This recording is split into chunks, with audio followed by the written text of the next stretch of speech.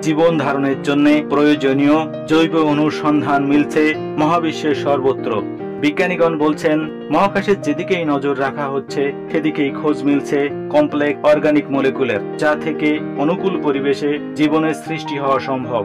পৃথিবী থেকে 1300 আলোকবর্ষ দূরে ওরিয়ন নক্ষত্র মণ্ডলে জ্যোতির্বিজ্ঞানীগণ খুঁজে পেয়েছেন 17টি জটিল জৈব অণু, যার মধ্যে রয়েছে ইথিলিন গ্লাইকল, গ্লাইকোলোনেট্রাইল।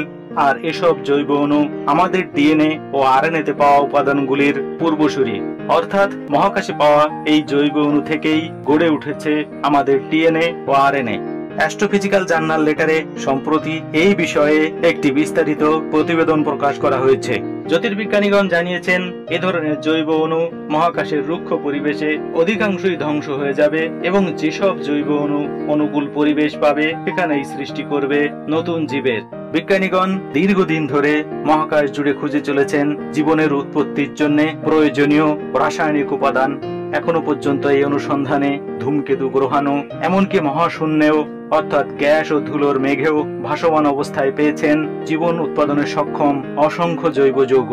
সম্প্রতি জ্যোতির্বিজ্ঞানীগণ মহাকাশের যে স্থানে এই জৈব অণুর সন্ধান পেয়েছেন সেখানকার পরিবেশ অত্যন্ত রুক্ষ। ওই অঞ্চলে ঘটছে নিউক্লিয়ার ফিউশন, নির্গত হচ্ছে শক্তিশালী রেডিয়েশন। তারপরেও সেখানেও মিলেছে জৈব অণুর সন্ধান।